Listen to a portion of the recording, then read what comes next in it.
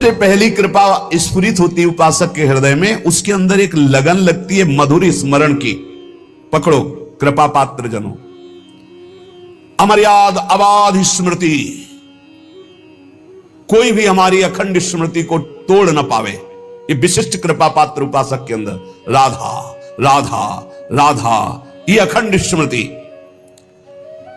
जब उपासक इस मधुर स्मृति को पकड़ लेता है तो उसका स्तर ऊंचे उठने लगता है अध्यात्म की धरा पर। हर प्रश्न का उत्तर नाम जप होता है, क्योंकि बिना नाम बल के, अध्यात्म बल के, आपके अंदर जो ज्ञान है उसका आप प्रयोग नहीं कर सकते।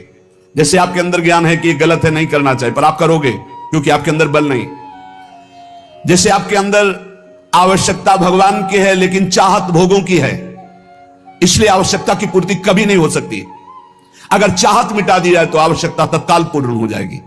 चाहत मिटाना यह ज्ञान बल से होता है। यह ज्ञान बल अध्यात्म बल है। अध्यात्म बल श्री हरिवंश नाम बल लहो, अपने मन भाई सब कहो, रहो शरण हरिवंश की। नाम बल हमारे बल श्री वृंदावन रानी, इनका नाम राधा राधा राधा। जो प्रेम मार्ग का पथिक होता है वो किसी भी बंधन से मुक्त होने की प्रार्थना नहीं करता। मेरे ये दोष मिट जाए, मेरे द्वंद्व मिट जाए, मेरा ये दुख मिट जाए, नहीं प्यारे। यदि दोष दुख द्वंद्व देखकर मुस्कुराते हो तो सदैव हमारे पास रहें और आप मुस्कुराते रहो, बस ये मेरा कल्याण हो जाए, मुझे नहीं।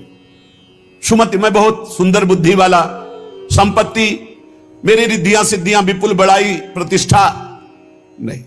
गोस्वामी तुलसीदास जी कहते प्रेमी जो प्रेम मार्ग का पथिक होता है, चाहो न सुगति सुमति संपत्ति कछु, रिद्धि सिद्धि विपुल बड़ाई, हेतु रहित अनुराग राम पद, बढ़ो अनुदिन अधिकाई।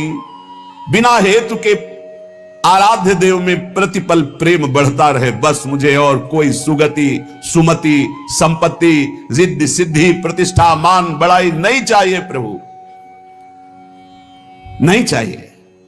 सालोक्य सारिष्ट सामीप्य सारूप्यैकत्व मप्युत, दीयमानम न गृह्णन्ति बिना मत सेवनम जना। भगवान देते हैं ऐसे भक्त को ये 5 प्रकार के मोक्ष।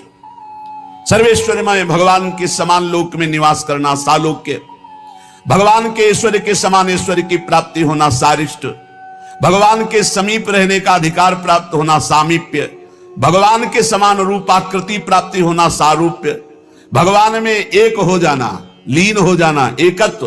5 प्रकार के मोक्ष देने पर भी प्रेमी भक्त इनको स्वीकार नहीं करता, औरों की तो बात जाने दो।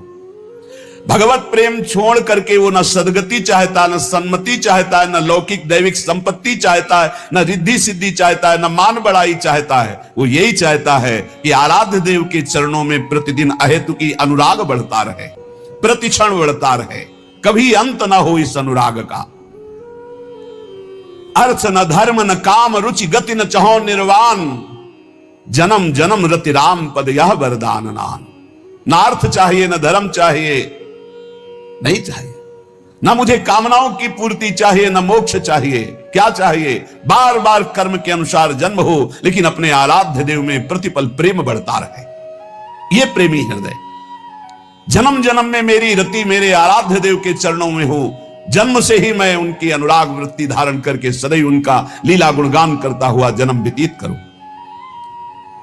भक्तवर प्रहलाद जी भगवान से कह रहे, प्रभु मैं आपसे ये नहीं मांगता कि मेरा जन्म ना हो, मैं मांगता हूं कि कर्म के अनुसार हजारों हजारों योनियों में जन्म हो, मुझे इसकी परवाह नहीं, पर जिस जिस योनि में जाऊं तुम्हारी अचला भक्ति हो। हरिवंश महाप्रभु कहते हैं, यत्र यत्र मम जन्म कर्म भिन्न नारके परमे पदे अथवा, राधिका रति निकुंज मंडली तत्र तत्र हृदय में विराजता हूं। जहां जहां मेरे कर्म के अनुसार जन्म हो, चाहे नारकी योनियों में चाहे परम पद में, मुझे इसकी कोई परवाह नहीं। हे मेरी लाडली अपनी सहचरियों के साथ, लालजू के साथ हमारे हृदय में सदैव खेलती रहो। जहां मनावे वहां जन्म दो, जहां मनावे वहां भेज दो, मुझे कोई परवाह नहीं। जा राखो ता रहो मान सुख राशि है। क्या चिंता क्या परवाह अलवेली सरकार की शरण में। प्रभु मुझे धन नहीं चाहिए, मुझे परिवार सुख नहीं चाहिए, मुझे सुंदरी स्त्री नहीं चाहिए, मुझे कविता काव्य शक्ति नहीं चाहिए। हे जगदीश, हे मेरे श्री कृष्ण, बार बार जन्म हो कर्म के अनुसार, पर आपकी अहेतु की भक्ति से युक्त हूं। धन जन कविता सुंदरी चहो न मैं जगदीश, बनी रहे प्रति जन्म में भक्ति अहेतु की। यही जोनि जन्मो कर्म बस, राम पद अनुराग हूं। ये हमें क्या चिंता। इस परम प्रेम स्वरूपा भक्ति मार्ग में जिस साधक को ये मार्ग मिल जाता है वो अनन्य हो जाता है, उसकी पहचान है। जिस साधक को ये प्रेम भक्ति का मार्ग मिलता है उसमें अनन्यता आ जाती है। बहुत खास बात है, ये खास बात है। बने तो रघुबर ते बने और बिगड़े तो भरपूर, तुलसी और अंते बने ताबन वे पे धूल। एक बार श्री सूरदास जी महाराज और महामहिम गोस्वामी तुलसीदास जी महाराज मिले। दोनों हरि के अनन्य भक्त, दोनों पहुंचे हुए महापुरुष। विनोद हुआ। गोस्वामी जी से श्री सूरदास जी ने कहा, आपके प्रभु श्री राम तो द्वादश कलाओं से युक्त है और मेरे श्री कृष्ण षोडश कलाओं से युक्त है। अच्छा, मेरे प्रभु द्वादश कलाओं से? मैं तो सिर्फ अपने राम को राम मान करके, किसी कला या किसी गुण या किसी महिमा मान करके मैं नहीं, मेरे राम सिर्फ मेरे राम है। मैं तो दशरथ नंदन राम का सेवक हूं। बस आपने बताया द्वादश कला, ओहो आज तो और हमारी छाती चौड़ी। वहां नहीं गई, षोडश कला पे बुद्धि नहीं गई। अपने इष्ट से अलग चिंतन ही नहीं हो सकता, चाहे जितना आप कहो। एक भरोसो एक बल एक आस विश्वास, एक राम घनश्याम हित, चातक तुलसीदास। चातक, चातक का प्रेम अनन्यता का उदाहरण है। कह रहे हैं कि गोस्वामी तुलसीदास जी जैसे कह रहे हैं चातक तुलसीदास, ऐसे प्रेमी उपासक का चित्त अपने इष्ट पे अनन्य हो जाता है। चातक का बड़ा निष्ठापूर्ण भाव है। बरसते हुए मेघ के स्वाति बूंद 12 महीना पी पी पी पुकारता रहता है अपने प्रीतम मेघ को। चातक केवल एक मेघ से स्वाति बूंद चाहता है, वो दूसरे की तरफ ताकता नहीं। प्यासा मर जाए दूसरे जल में चोंच नहीं डालेगा। तुलसीदास जी कहते हैं कि मेरे प्रभु तुम कृपा की वर्षा करो या ना करो, हम तो चातक है, जीवन भर पी पी पुकारते रहेंगे आपको। यही भक्ति है, यही स्वरूप है, यही निश्चिंतता है, यही बेपरवाही, यही एकांतिक प्रेम है हमारा। एकागी, एकमात्र अपनी तरफ से हम प्रभु से प्रेम करते, वो करे ना करें हमें उनकी परवाह नहीं कि वो हमें प्रेम करते कि नहीं, दुलार करते कि नहीं। तुम चाहे ठीक समय से बरसो, चाहे जीवन भर न बरसो, ये चातक की तरह तुलसी केवल तुम्हारी ही बाट पूरे जीवन होएगा, तुम्हारी ही आशा करे। ये बात पकड़ो, बस यही है खास बात। हमारे प्रेम मार्ग में खास बात यही है। तुम हमारी तरफ देखो ना देखो, तुम्हारे तो लाखों देखने वाले हैं, लेकिन मेरी दृष्टि तो सिर्फ आप पे ही रहेगी। आपके सिवा मेरा कोई नहीं।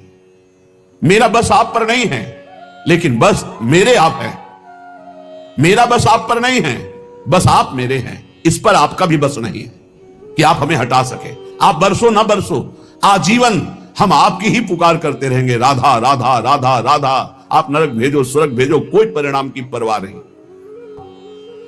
अपने प्यारे मेघ के लिए पी पी पी पुकारता हुआ जीव सूख गई, क्योंकि पानी नहीं दिया। प्यास के मारे सारे शरीर के अंग तापमय होकर सूख गए, लेकिन चातक का प्रेम और निखार ला रहा है। वह एक टक मेघ की तरफ पी पी पी। ऐसे ही राधा राधा राधा। बोले दुख आ रहा है, विपत्तियां आ रही, शरीर असाध्य रोग से ग्रसित है, संकट है, निंदा है, अपमान है, राधा और निखार आ रहा है। और कर लो जितना आपको दुख देना है, जितना विपत्ति देना है, हम आपको छोड़ नहीं सकते, चाहे जितना ठुकराओ।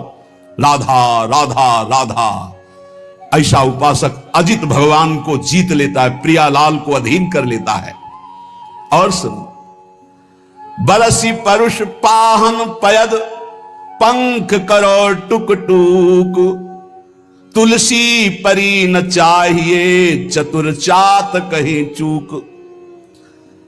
वर्षा तो नहीं, पी पी पुकारता हुआ चातक मेघ की तरफ देख रहा है। ओले और बरसा दिए, ओले। चातक के पंख टूक टूक हो गए, पर वो उसके मुख से इतना ही निकल रहा है, पी पी पी। बोले ऐसे ही चाहे भीषण कष्ट दो, विपत्ति दो, निंदा करवाओ, अपमान करवाओ, हमारे प्रेम पण में कभी चूक नहीं होगी, यही निकलेगा, राधा राधा राधा। पविपाहन दामिनी गरज झरी झकोर खरी खीज, रोष न प्रीतम दोष लखी तुलसी आ गही रीझ। मानो चातक को डांट रहा है मेघ बिजली की गर्जना से, बिजली तड़प करके उसको डरा रही है, वो मेघ की तरफ पी पी, बिजली तड़प रही, ओले बरसा रही, गर्जना कर रही, तूफान चल रहा है, पर चातक के चित्त पर आनंद बढ़ रहा है, दोष नहीं दिखाई दे रहा है कि हम तो पी पी रट रहे हो, हमारे शरीर पर ओले बरसा रहा है, बिजली कड़क करके और गरज करके हमें डांट रहा है। किसी पक्षी ने कहा क्या मिला तेरे को, पी पी करता है, देख तेरा प्रीतम मेघ तुझे गर्जना करके डांट रहा है, ओले वर्षा करके तेरे पंख टुकड़े टुकड़े कर रहा है, बिजली चमक करके तुझे डांट रही, तुझे दुख प्रदान कर रही, एक भी बूंद पानी तेरे मुख में नहीं, क्या दिया तेरे प्रीतम ने? तुम कहे तुम्हारी सोच है, ये जो गर्जना है ना, ये मेरे प्रीतम गर्जना करके मानो गुणगान करके मेरे हृदय में आह्लाद पहुंचा रहे हैं, और ये जो ओले है ना, ये प्रीतम का आलिंगन प्राप्त हो रहा है, ये जो बिजली है ना, मेरे प्रीतम मेघ की मुस्कुराहट है, तेरे को दोष दिखाई दे रहा है।